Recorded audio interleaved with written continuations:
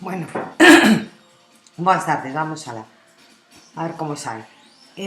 Colguei na aula virtual unha serie de PowerPoints que me parecen moi interesantes e que, mo mellor, vos axudan moitísimo máis a estudar que os apontamentos que eu colguei. Hoxe o tema que imos tratar é o da poesía xusto na posguerra. Comentábamos que para os tres temas, tanto da poesía como para a prosa como para o do teatro, podedes perfectamente facer a mesma introdución. É dicir, teríamos que falar que no ensino vai estar en mans, obviamente, da ditadura, polo tanto, ninguna lingua que non sexa o castelán, o español, como queirades denominalo, vai ser utilizada, por suposto, os contidos que se van dar están pasados pola censura e van estar totalmente a favor, iso ídolo ver moi ben nos PowerPoints, do de arriba España, que non sexa cristiano, etc. O que menos importa é, obviamente, a formación. Por supostísimo, o nacionalismo galego, ao igual que os outros nacionalismos, vai ser aniquilado. Xa durante a guerra mataron as grandes cabezas como a de Alexandre Bóveda, o Ángel Casal, ou os outros tiveron que moitos deles exiliarse como Castelao e outros pois quedaron silenciados, vale?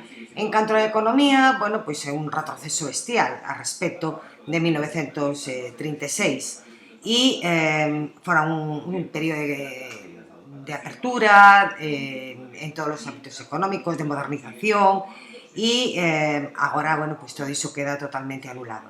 E o último punto que poderíades, eu creo que introducir, sería o da emigración, vale? A emigración convértese nun sangrado para Galiza, porque a xente aquí morre de fame, os que, repito, non seguen a ser perseguidos.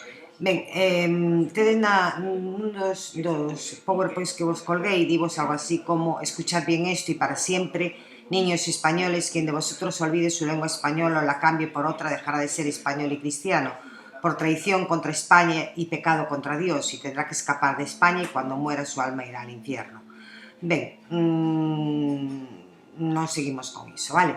Polo tanto, ese primeiro período de 1936 a 1990, lembrade que explicábamos outro día, é un período de silencio e, a máis de terror, non hai, obviamente, publicacións agás, bueno, pois a poesías publicadas a favor, francófilas, vale, a favor de Franco, ou claramente ruralizantes e sentimentais, pero non hai outro tipo de publicacións. A primeira publicación é a de Aquilino Iglesias Alvariño, con Manos Verdes, en 1947, e, como o propio título vos indica, bueno, pois é unha poesía claramente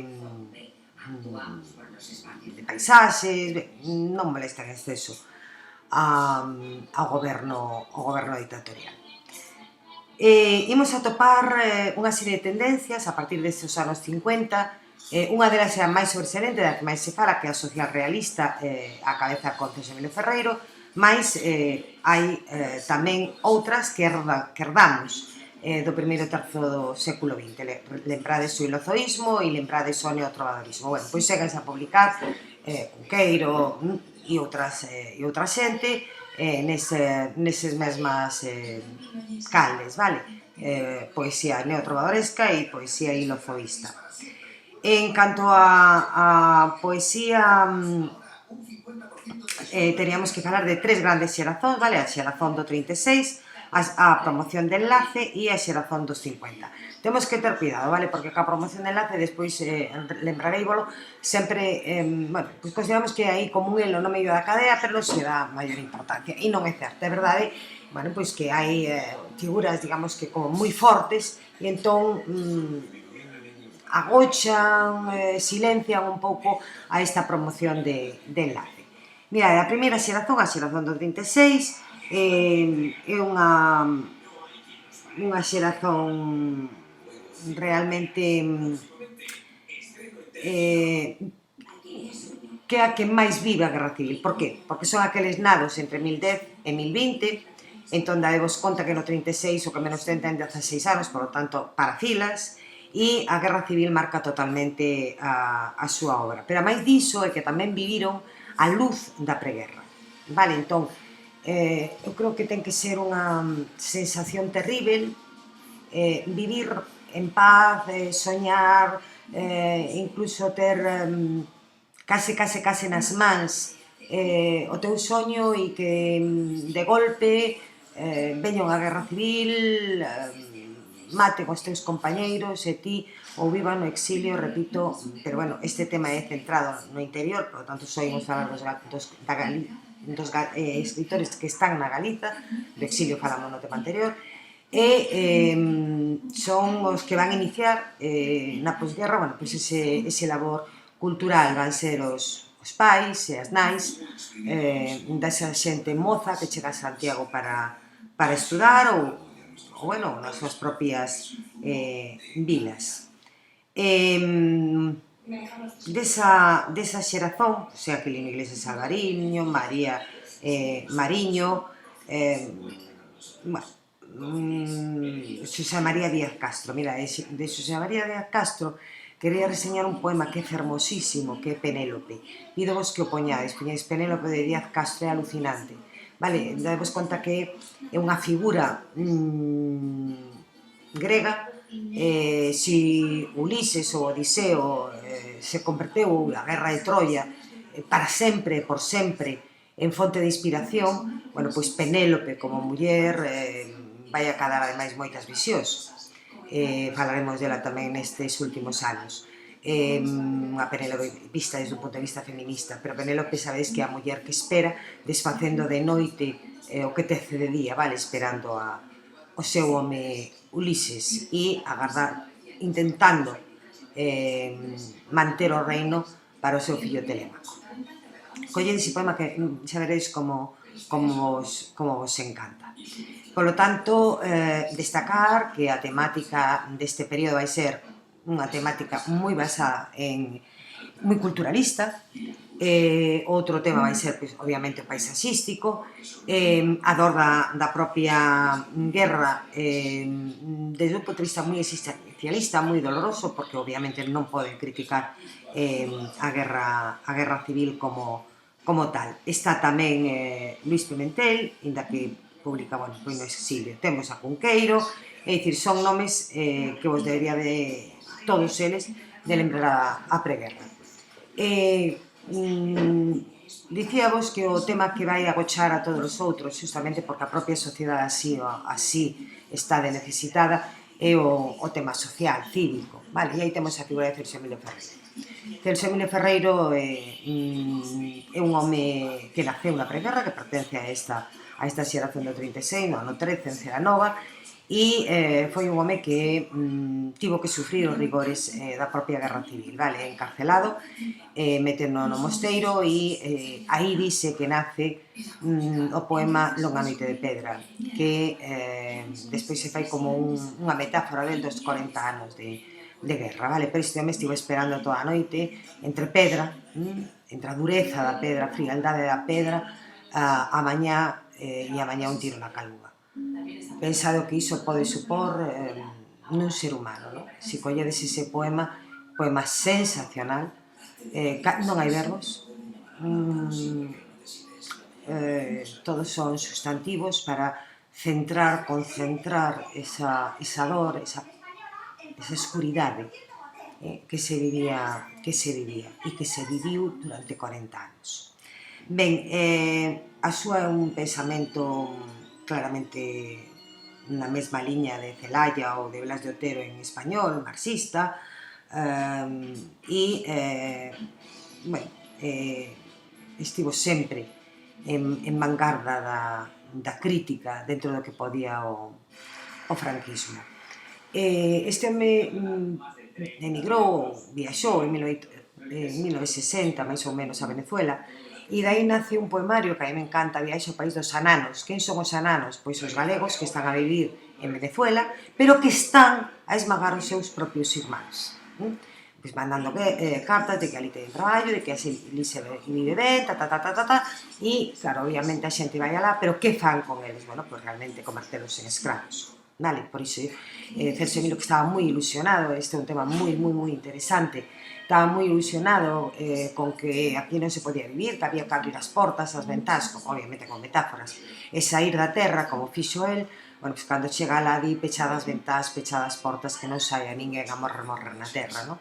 Lembrade, fixades, a mí isto lembrade moitísimo a Rosalía, non? Como algúns falaban da emigración, e ela nunca apoiou a emigración, non? Sempre a considerou.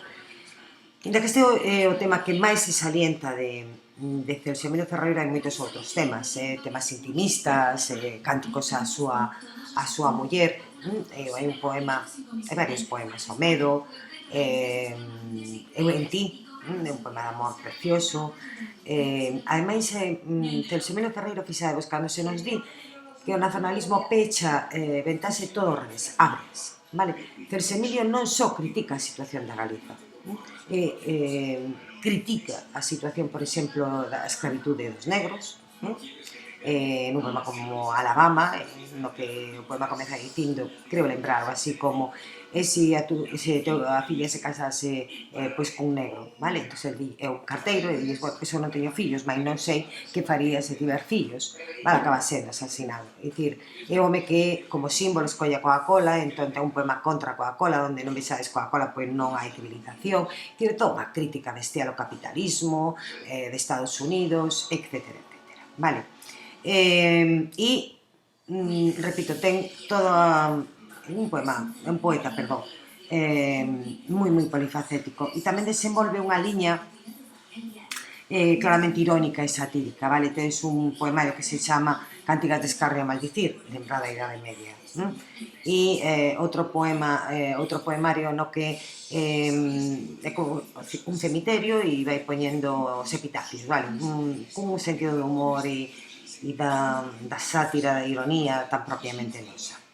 E, por último, el convertese na voz dos que non teñen voz, na voz de todos os seres humanos que sofren calquera tipo de represión. Celso Emilio foi unha voz que seguiu até seguido e cantado e mal copiado por moitísimos escritores e ten moitísima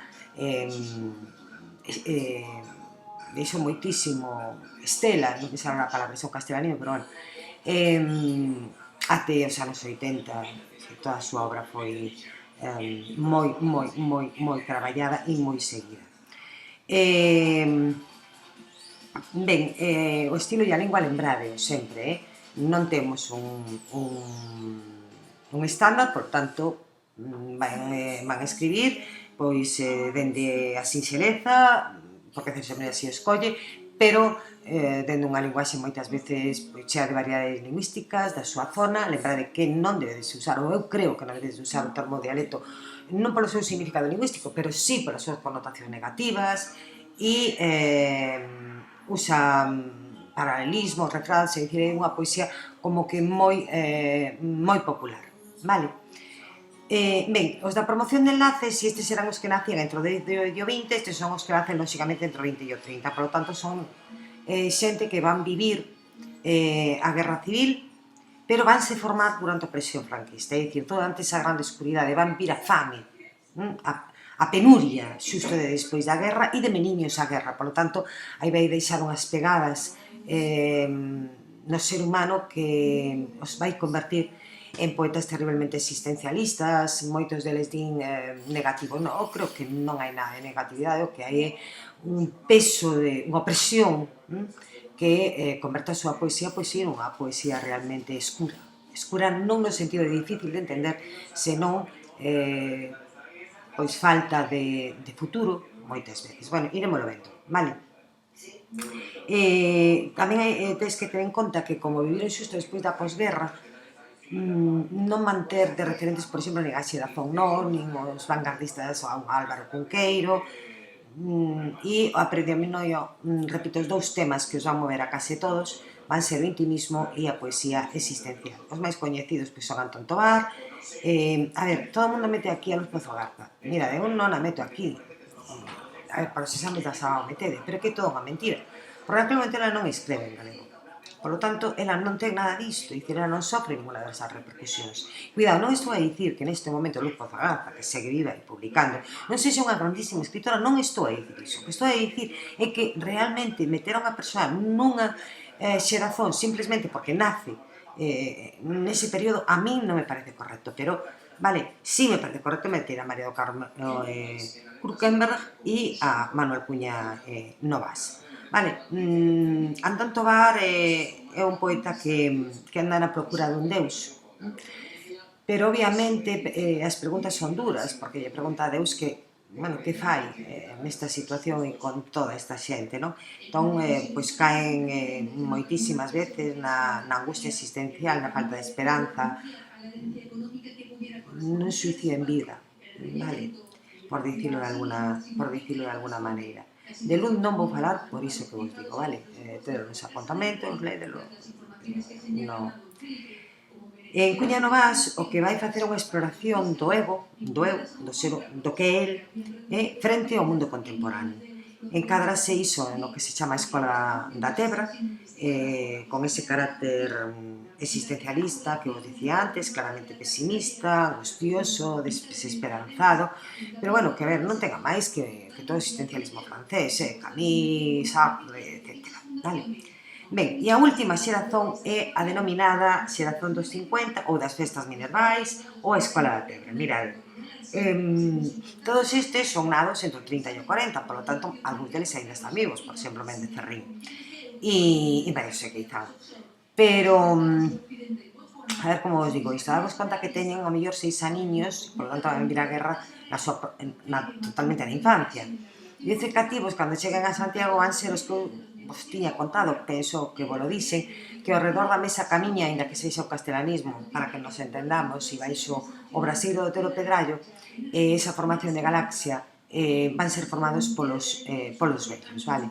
E van ser tamén os que con moitísima dor rompan con eses vellos porque eles crían que o nacionalismo, a literatura tiña que ir moito máis a máis, é un compromiso, vale? Se vivimos nun determinado momento, a literatura eu sempre vos lo repito porque así o creo profundamente, é a voz da historia. Entón, se a historia nese momento é a que é, pois lóxicamente ten que ser así, e dicir, ese é a voz. Non podemos estar falando da Margarida, como desfollamos unha Margarida, mentres a xente ao noso alrededor está con as cartillas de racionamento, está tendo que emigrar, está morrendo de fame, está sendo perseguida, está a esconderse na casa, e isto son feitos reais, non é politiquilla. Hai xente que fixo pois unha dobre parede na súa casa para vivir detrás. Xente que se agochaba metida entre a palla e a erva ou en sitios da casa pois, que tiña unha trampiña. Esta xente dicíavos tamén que se chamaba as festas minervais, porque despois na Universidade de Santiago comezaron a facer unhas festas minervais ao estilo daqueles que se fixeran lembrade no século XIX, vale? Do que despois salira o álbum de la Caridade, se lembrades. E eran certames iso, pois literarios, con unha base renacentista, barroca, é dicir, tampouco vos creades que era socialismo ou a crítica social, o elemento que ten. E tamén se chamou o grupo Brais Pinto, porque creou unha colección de poesía que así lle puxeron, vale? E a temática era iso, era a Escola da Tebra. E colaboraron todos eles co Xornal de la Noche, lembrades que vos falei del como un apartadiño que había nun xornal santiagués, vale, do que bebíamos, dixemos, moitas veces, pois xerazóns, non só as deles, sino estas xerazóns que lles fomos seguindo incluso a democracia, vale. Entón teñen como referente, efectivamente, a Celso Emilio Ferreiro, por esa pegada que vos decía que tiver e que seguía a ter. Seguían tamén esa poesía existencialista da que falábamos cunha grande preocupación religiosa, porque, se Deus era poderoso, onde estaba a bondade de Deus? Pero intentan, pasados uns anos, danse conta de que esa literatura está xa tan manida, tan traballada, que non deixa beiro realmente a literatura, facer versos, que rimen, pero eso non é xa literatura. Entón, pretenden unha renovación poética á altura das vanguardas europeas e norteamericanas. Nomes desta xeración pois son bueno, Concho, me saldrá. Uxío Boneira, Xoana Torres, Manuel María, Bernardino Graña, José Solís Méndez Ferrín, así como as liñas poéticas destes tres, perdón, deste grupo, son tres. Unha era a Escola de Tebra, que xa vos lo dixe, outro realismo coloquial, que a ver, non é só o realismo de Celso Miles, sino que Bernardino Graña pois converte nun realismo, a palabra iso é coloquial, e como fala a xente vai dirixíndose a través dos seus poemas cos elementos puramente vitais, o día a día. Led algún, poñed Bernardino Graña e saberedes como vos encanta. Aí tamén entraría algunhas dos seus poemas Manuel María, vale? E segue, obviamente, ese mundo da crítica social, da pichadura de portas, que, a ver, o que vou dicir é unha burrada, pero é así. Mira, moitas veces, desgraciadamente, e fixades que nun momento moi similar, e probablemente tamén o podades ver, non na mesma medida, nin moitísimo menos, pero cando unha sociedade se ve nunha situación de risco, de perigo e tal, a súa creatividade é máxima, moito máis que cando podemos expresar en liberdade o que sentimos. Entón, eles crean, tanto na narrativa como en poesía, camiños puramente metafóricos, nos que hai sempre unha terra libre, chamémoslle Atlántida, chamémoslle Esmeraldina, chamémoslle o que queiramos, e a través dai, bueno, pois van sementando ou van mantendo todo ese mundo. Manuel María ten unha obra inmensa, a máis é que polifacético, é todos os polis, vale? Porque ten un mogollón de obra, traballa teatro, traballa poesía, traballa absolutamente todo, a máis, pisou o cárcere, obviamente, a máis de ser sempre un militante glamuroso, vale? Tiña uns ollos azuis preciosos. Aquí na Coruña aínda vive a súa viúva. Era un home que fixo terra dende que naceu até que nos abandonou hai xa uns 10 ou 11 anos. Fixo obras para os meniños, cando iso antes, bueno, naquele momento ninguén se ocorría.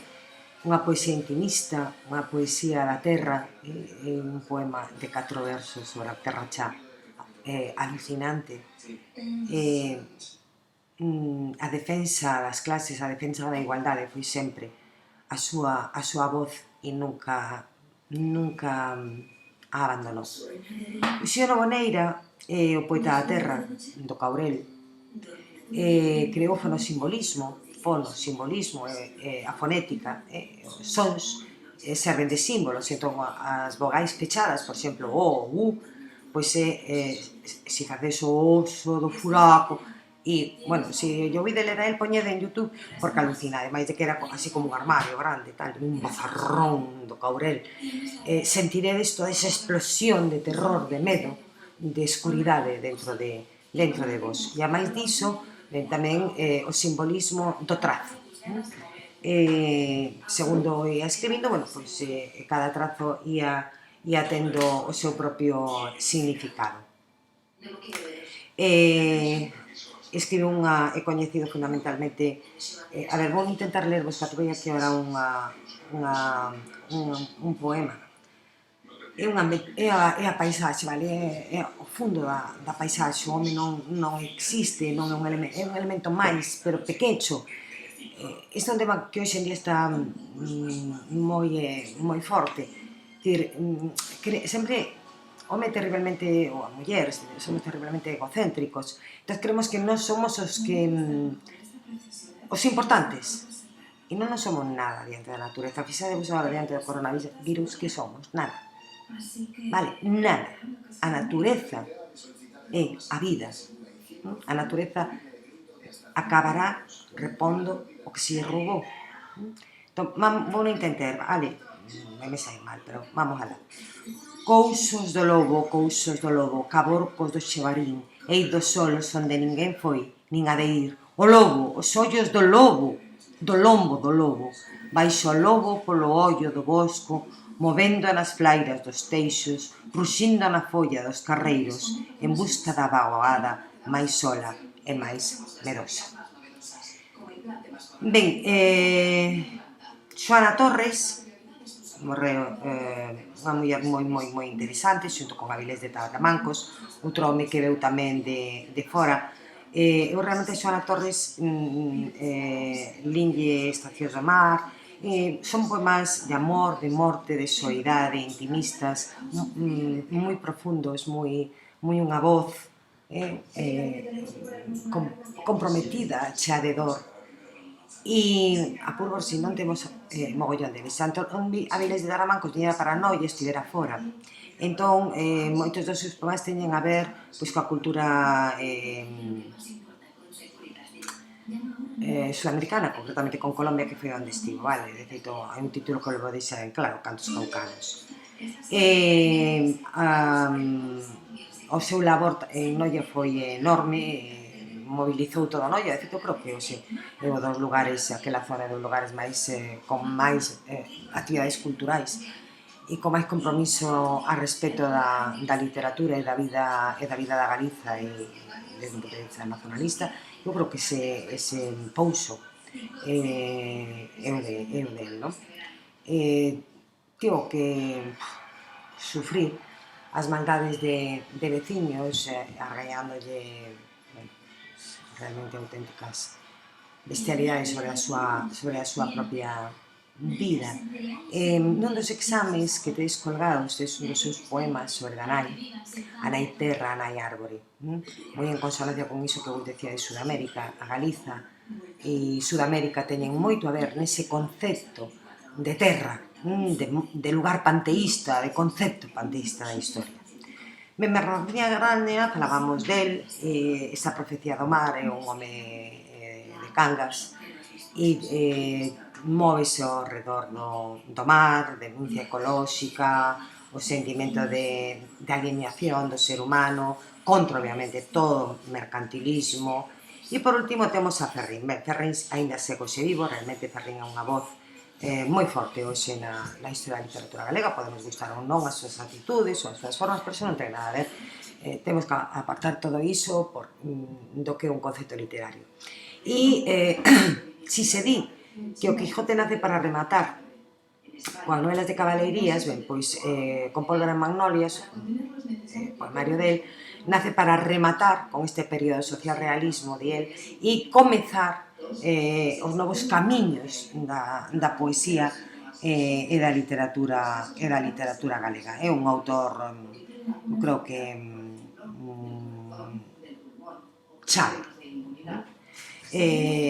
Ten unha obra, Voz en la Néboa, que é seguindo ese camiño existencialista do que falábamos.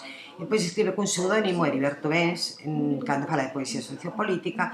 E, por último, con Pólvora en Magnolias, iso que vos decía xa entra na xeración beat, no culturalismo, bueno, nesas todas novas correntes que se estaban a desenvolver en Europa e fundamentalmente en Estados Unidos. Non sei se o darei colgado, pero vou intentar, vale? Máis grande non podo, entón ireinos colgando iso de media hora, vale? Veña, ate o seguinte.